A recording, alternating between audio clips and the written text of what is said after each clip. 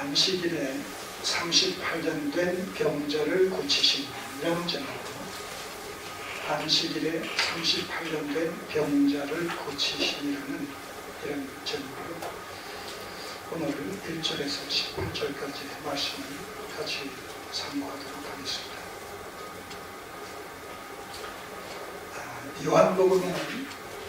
요한복음에는 예수님께서 메시아의 당사자이시다, 구약에 예언된 메시아 당사자이시다 라는 사실을 표적적으로 보여주는 7가지 이적 기사가 소개되고 있습니다. 우리는 그 7가지 표적적 이적 기사 중에서 첫 번째로 가나의 혼인잔치에서 물을 포도주로 만드신 이 표적적 기사를 살펴봤습니다. 그리고 두 번째로 지난주에 살펴본 갈릴리에에서 왕의 신하의 아들이 죽을 병에 걸려왔는데 현장에 가보시지도 않고 말씀만 듣고 얘기만 듣고 말씀으로 그가 나았다고 명령하심으로 말미암아 왕의 신하의 아들이 치유되는 이런 두 번째 표적적 이적 기사를 살펴봤습니다. 오늘 이 5장에 소개되어 있는 38년 된 이 병자를 또 주께서 말씀으로 현장에서 치유시켜 주신 이런 이적 기사가 소개가 되고 있습니다. 이것이 바로 세 번째 주께서 행하신 표적적 이적 기사입니다.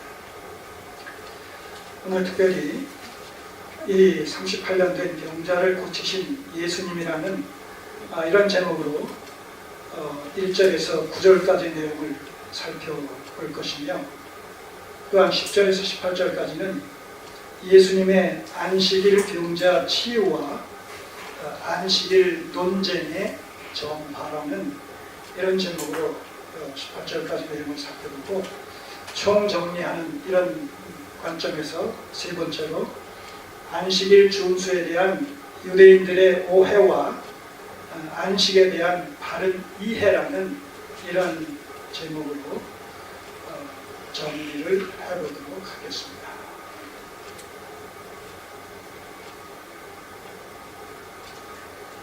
자, 먼저 38년 된 병자를 고치신 예수님이라는 제목으로 1절에서 9절까지 내용을 같이 살펴보겠습니다. 1절 보시면 그 후에 유대인의 명절이 있어 예수께서 예루살렘에 올라가시니라, 이렇게 1절이 소개되고 있습니다. 그 후에라는 얘기는 우리가 지난주에 살펴봤던 갈릴리에서 왕의 신하의 아들을 고쳐주신 이런 사건이 4장 말미에 소개되고 있지 않습니까? 갈릴리에서 이 사역을 끝내신 후에 유대인의 명절이 다가왔기 때문에 그 명절이 어떤 명절인지 구체적으로 언급은 되어 있지 않습니다. 그러나 유대인들, 특별히 20세 이상 된 남자들은 1년에 3번에 걸쳐서 명절날 예루살렘에 성전에 와서 제사를 드리는 이런 일들이 규례적으로 주어져 있기에 아마도 그런 명절 중에 하나가 아닌가, 그렇게 생각이 되어집니다. 어쨌든 중요한 것은 이 명절이 무슨 명절이냐, 그것이 중요한 것이 아니라 명절을 맞아서 예수께서 저 북단 갈릴리에서 사역을 하시다가 이제 다시 남쪽으로 예루살렘으로 이렇게 거기서 이제 내려온 것인데 올라왔다, 이런 표현을 씁니다. 예루살렘의 그 중요성에 대해서 강조하는 그런 관점에서 그렇게 기록한 것 같습니다. 어쨌든 유대인의 명절이 되어서 이 갈릴리에서 왕의 신하의 아들을 고쳐주신 후에 이 예루살렘으로 다시 올라오신 이런 그 내용을 소개하고 있습니다. 자, 그러니까 오늘 읽은 이 사건은 예루살렘에서 발생한 사건이다, 이렇게 볼 수가 있겠죠. 자, 2절, 예루살렘에 있는 양문 곁에 히브리 말로 베데스다라 하는 못이 있는데, 연못이 있다. 자, 예루살렘 성이 있고 성벽이 있는데 그 성벽 둘레에 몇 군데의 성문이 달려 있습니다. 그 성문 중에 하나가 양문이다. 양, 말 그대로 양의 문입니다. 왜 양문이라고 일컫느냐라고 했을 때, 성전에서 제사를 드리기 위해서 사용되어지는 양을 비롯한 짐승들을 이쪽 문으로 들여왔기 때문에 그렇게 이름이 양문이라 붙여졌습니다.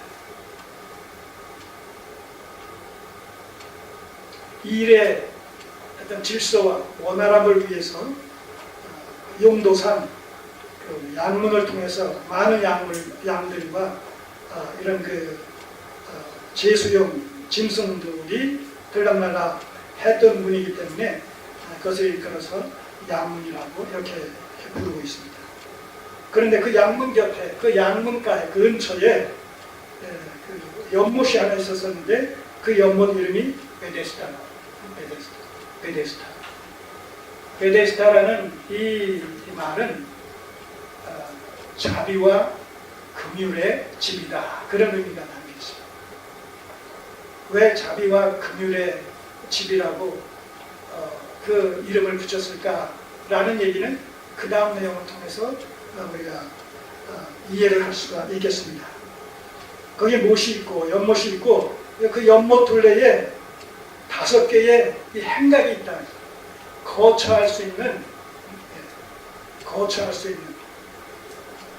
행랑 말하자면 이런 5개의 그런 그 행각과 행랑이 그 연못 주변에 둘러서 세워져 있다.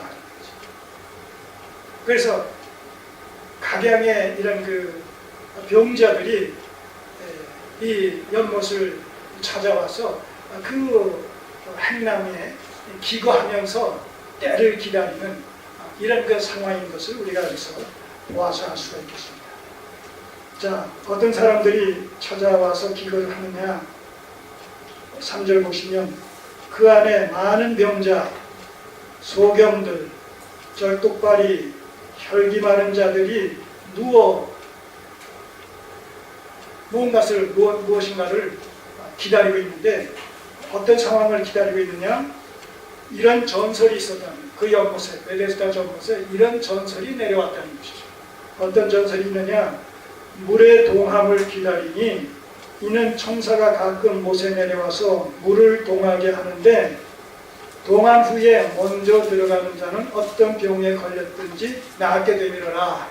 이런 그 전설이 얽힌 그런 못이란 말입니다. 이 베데스다 연못이 아마 가늘천이었던 것 같아요. 비가 오게 되면 아마 그 연못 중심에 이런 구멍이 있어가지고 물이 주변에서 스며들어와서 글로 솟아 올라가지고, 그렇게 되면 어떻게 돼요? 연못 물이 동하게 되잖아요.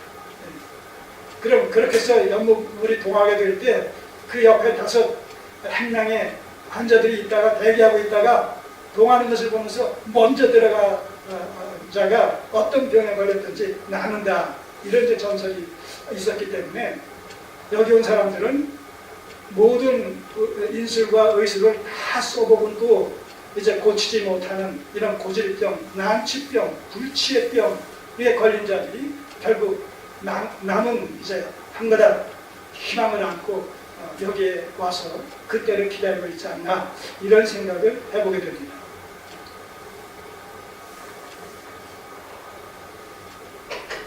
실제로 그런 효용을 본 사람이 있는지는 모르죠. 이런 일 자체가 일어난다는 것이 현실적으로는 불가능하지 않겠습니까? 그러나 그럼에도 불구하고 어떻게 보면 물에 빠진 자가 지푸라기 잡는 심정으로 마지막 한 가닥 희망을 여기다 걸고 찾아온 그런 그 환자 무리들이다 하는 거죠. 근데 여기서 5절에 보면 이제 한 사람이 등장을 합니다. 거기 38년 된 병자가 있더라. 그들 중에 38년 된 병자가 있어요. 그러니까 38년 동안 이 환자는 온갖 낫기 위해서 안 해본 것이 없겠지요. 그렇지 않겠습니까? 그러나 백약이 무효인 것이죠. 그 병이 무슨 병인지는 모르겠지만 불치의 병이요, 난치병이요, 마지막 희망을 걸고 이 베데스다 연못을 찾아와서 몇 날 며칠을 지금 기다리고 있는지는 모르겠지만 그런 그 절박한 심정을 가지고 이 연못을 찾아온 38년 된 병자. 그런데 예수께서 바로 우연찮게 이 베데스다 연못을 찾아오십니다. 그리고 그 수많은 여러 환자들 중에 이 38년 된 환자를 찍어서 지금 말씀을 나누고 있다는 것이죠. 어떻게 보면 이 불치병에 걸린 38년 된 이 환자, 병명은 모르지만 14절을 보시면 병명은 모르지만 이 38년 된 병자, 이 환자의 병명은 모르지만 그 병의 원인은 14절에 이렇게 주께서 말씀하십니다. 그 후에 예수께서 성전에서 그 사람을 만나 이르시되 보라, 네가 나았으니 더 심한 것이 생기지 않게 다시는 죄를 범치 말라 하십니다. 38년 동안 낫지 않고 고통을 당해오던 이 병보다 더한 병이 걸릴 수 있다는 거예요. 뭘 하게 되면? 죄를 짓게 되면 적어도 이 상황 속에서, 이런 상황 속에서 이 38년 된 이 환자의 병은 그 원인이 무엇이다라는 것을 우리는 이 말씀을 통해 가지고 주님의 말씀을 통해서 유추할 수가 있겠어요? 뭔지는 모르지만 어떤 죄인지는 모르지만 죄에 대한 대가로, 죄에 대한 형벌로 38년 동안 고통당하는 불치의 병에 걸리게 됐다라는 사실을 우리가 추정할 수가 있다는 겁니다. 물론 성경은 모든 병의 원인이 죄다 이렇게 얘기하고 있잖아요. 모든 병의 원인이 죄다 라고 얘기하고 있지 않다는 겁니다. 자, 그 일례로 여기 잠깐 손을 놓으시고 요한복음 9장 1, 2, 3절을 보세요.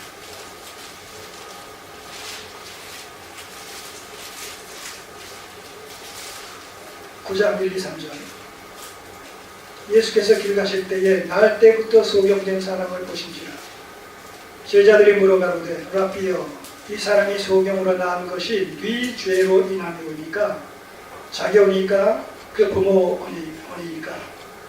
예수께서 대답하시되 이 사람이나 그 부모가 죄를 범한 것이 아니라 그에게서 하나님의 하시는 일을 나타내고자 하시느니라.